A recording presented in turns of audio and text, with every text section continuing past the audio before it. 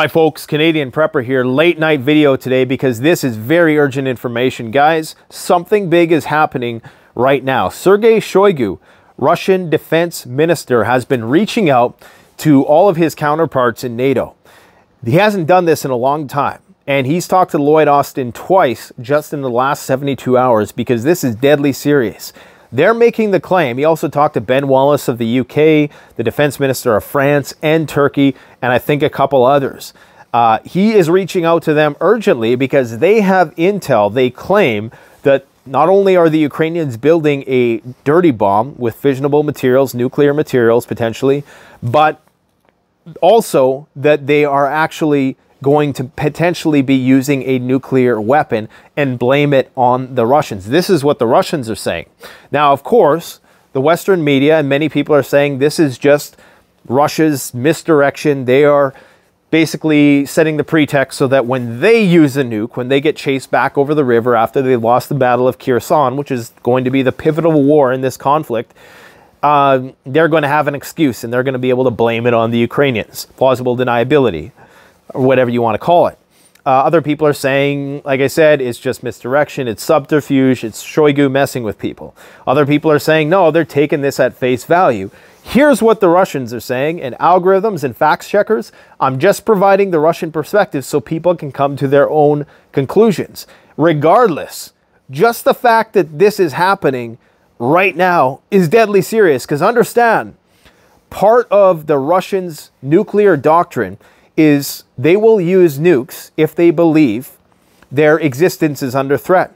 And one of the things that constitutes a threat to their existence in their mind is Ukraine with a nuclear weapon, especially when you have Zelensky, who's explicitly stated, even though he's retracted the statement, that the US should actually nuke Russia preemptively so that Russia can't nuke Ukraine, or I guess so that nobody can have any fun because we're going to be in nuclear winter. And speaking of winter, winter is coming. This is the absolute worst time of year for the war to escalate. So make sure you have your winter preparedness checklist completed. We're going to talk about that in just a minute. But get a load of this. This is what they're saying.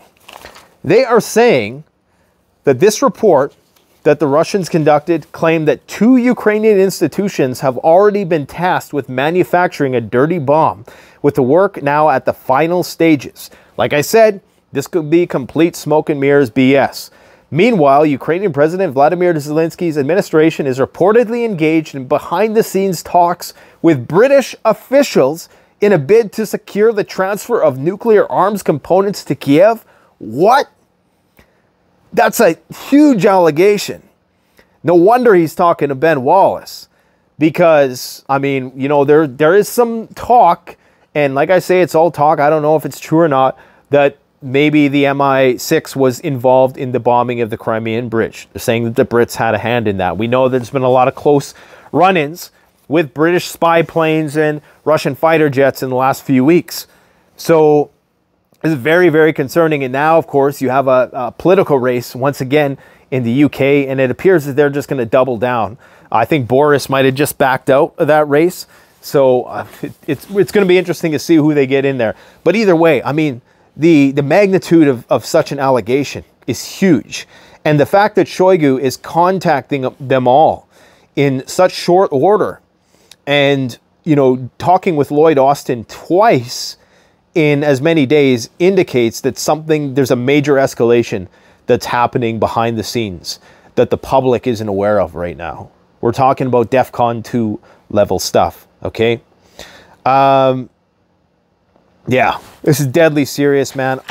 All I can say is that right now it is time to make sure that you got your winter bases covered. You have a means of heating yourself. You have the appropriate shelter. Right now I'm wearing this goose down jacket because I'm in the garage. It's 0 degrees outside. It's sleet, it's rain, it's a bit of snow. Winter is coming. And if the grid goes down, there's going to be a lot of people in a very bad way. We're talking about potential pipes freezing, obviously no electricity, possible cessation in the flow of natural gas. You know, lots of things can happen. So one of the first things that you should be focused on is a means to obviously keep yourself warm, especially if you live in a cold climate like many people do in the northern hemisphere in the winter. So things you might want to stockpile are blankets, like wool blankets, animal furs, just like this. Any kind of fur you can get your hands on. Fur lasts forever. There's a reason why everybody used it back in the day, because it's the warmest possible thing that you can get. Fur mitts, fur coats, anything you can get used, get it. Candles, okay? Just as not only do they provide a little bit of BTUs, obviously they provide lighting as well, some sort of heating system, be it a wood stove. Even if wood stoves are heavily regulated and illegal in your region, yes, they're actually legal in some places to use indoors in a house, but at least you have it just in case, and have some wood at the ready, especially if you don't live near a wooded region. If you do live near a wooded region, make sure you have the tools to procure firewood and backup tools to procure firewood, because that will be your main task, is keeping warm. Have a propane heater or a kerosene heater. Make sure your home is well insulated. You know, long johns, socks, good wool socks, good quality boots, mitts. What else? I mean, we go into this in great depth. Believe it or not, I know a lot of people who are new to the channel just think it's just a guy who rants and raves about current events every day, about the apocalypse coming, and for the most part, you're right. However, we do have a library of very well-produced content. I have a team of people that help me produce stuff, and it's educational. Go check it out, especially when it comes to winter related stuff. We got a lot of really good winter videos, and we plan on doing that again. Unfortunately and fortunately, my communist cameraman is currently on hiatus. He's on paternity leave, just had a baby. Congratulations to him. But I'm just doing this right now, mostly by myself. So, you know, take it for what it's worth. But I would strongly encourage you to make sure that you aren't just, you know, watching this stuff to scare yourself, that you're actually taking it seriously, because this is the most concerned I've ever been about the potential for nuclear escalation. I mean, this is it. You have the top guy in the Russian military calling the top guy in every other country saying that, hey, we have intel that suggests you guys have nuclear weapons and you're ready to use them. And I say you guys because they know who's backing them, right? So they're making these allegations. This means that something is coming down the road. So we need to get really, I mean, all bets are off now is all I'm going to say. American forces may potentially enter Lviv. 101st Screaming Eagles Division is now in Romania, I believe. For the first time in almost 80 years, the U.S. has moved and deployed to Europe the elite 101st Airborne Screaming Eagles, consisting of 4,700 soldiers, okay? According to this analyst, most likely the goal is for the 101st Airborne Division to be deployed along the Polish-Ukrainian border with the goal of intercepting any possible Belarusian or Russian attack on Lviv to cut off Ukrainian supply routes. There is a troop buildup in Belarus right now. Some people are suspecting that it might just be misdirection to basically pin the Ukrainians down in the north so they can't continue to put more into their southern offensive in Kherson. But other people are suspecting that something is about to happen there on that border. Because, of course, Poland is not just going to want to let Lviv go. Historically, I think they have ties with Lviv. I don't know a lot about the history of the region, and I'm not at all an expert on this stuff, guys. I'm just, you know, parlaying information that I get from other people who are much more knowledgeable of this situation. But something is brewing in the north as well, and this could be where NATO soldiers finally do confront Russian soldiers. And then, of course, we're at a point of major escalation. That is definitely a tipping point if there ever was one. Once we have NATO forces crossing into Ukrainian territory, all bets are off with respect to how long it takes for us to go from 0 to 100. I mean, we're already at 50, but you know what I mean. So this is unreal. And just remember, Zelensky had called for the bombing of Moscow. They called for NATO to take out the decision-making centers in Moscow, and now the Russians are claiming that they have a nuke or in their process of making a nuclear weapon. This is absolutely insane. I mean, I never would have suspected last year, this time of year, I'd be talking about this right now. I knew something was coming, but I didn't think it was going to progress at such a rapid rate. It's unbelievable. And that's just one thing that is going on right now. Shoigu has warned that the situation in Ukraine is rapidly deteriorating and spiraling into uncontrolled escalation. Those are powerful words. And it's almost winter. Okay? Unbelievable. It's unbelievable where we're at. I mean, at least there's the line of communication. That's the only really good thing right now. But oftentimes that also means that, you know, that's what you're going to see in the run-up to a major event like that is top officials talking with one another, trying to potentially make some diplomatic headway before things go south. President Zelensky has suggested that the West should nuke Russia if Putin tries to launch a nuclear strike on Kiev. This is just more, you know, brinkmanship and saber-rattling. As to nuclear weapons, he says, it doesn't matter if Ukraine is a NATO member or is not a NATO member. A war is happening in Europe, on the European continent. Nobody is allowed to simply blackmail us as a terrorist. The one who orders to kill people, if you do that, you have to know that in a second, regardless of the result of your hit, there will be a hit on your decision-making centers. These are Zelensky's words. Now, he's saying that's a pretty bold statement, right?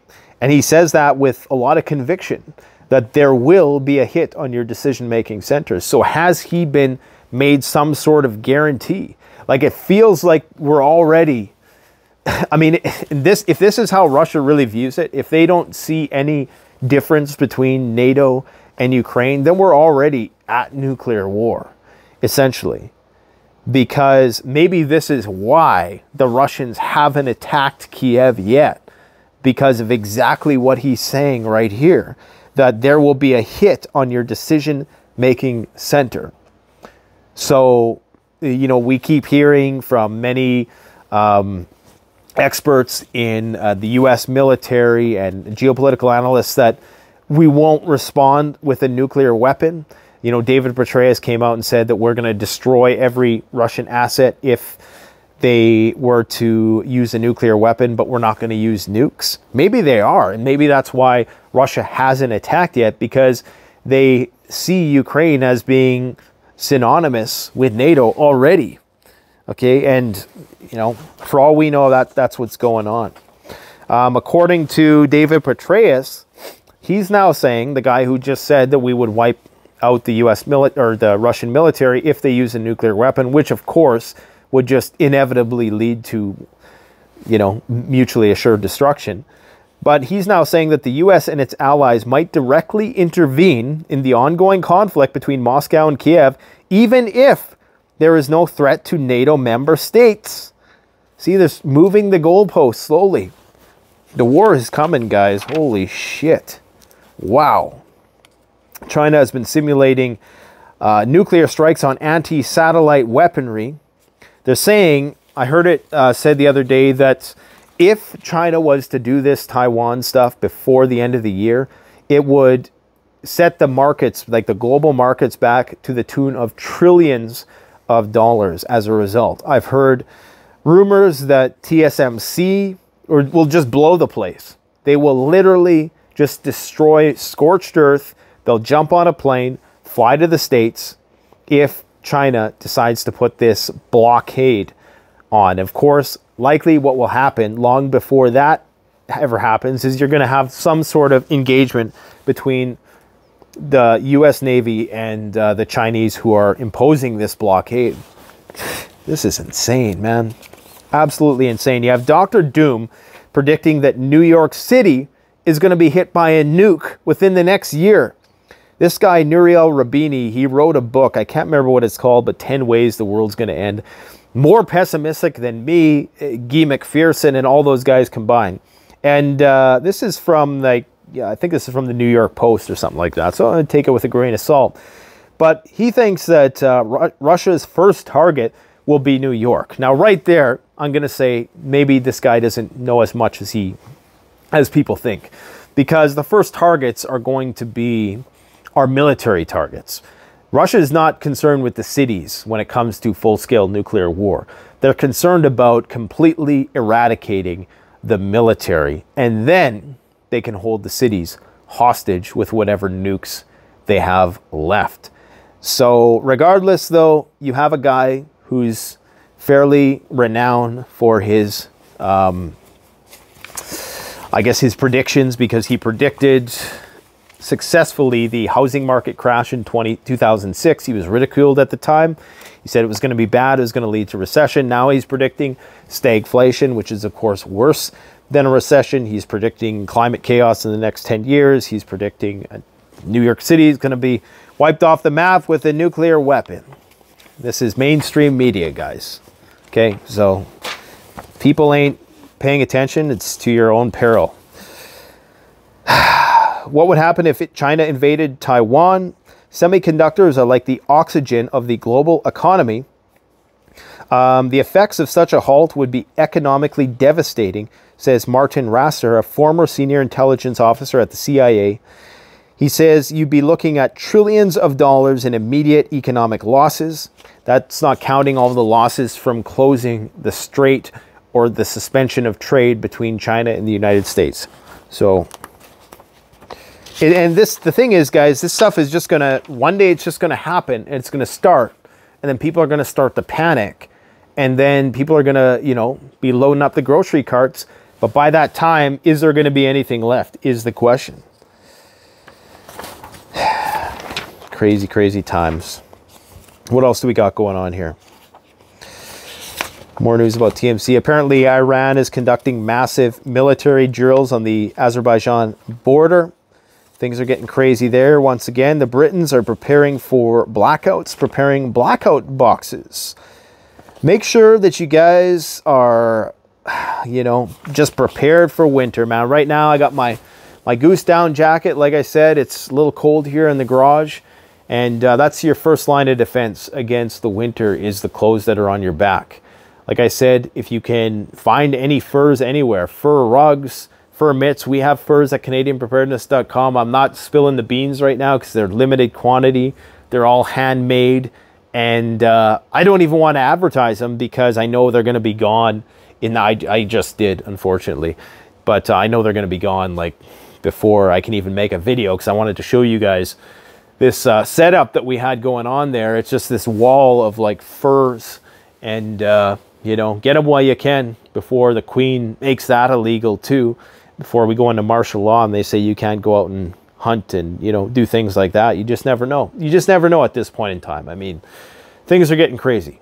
And this call between Shoigu, or these calls, are very concerning. This is exactly what you'd see, and you're not hearing anything about this at all in the mainstream media, just a little footnote. But I think this could potentially be it. I mean, this could be the calm. I'm not even saying the calm, but this could be the one incident that kicks it all off.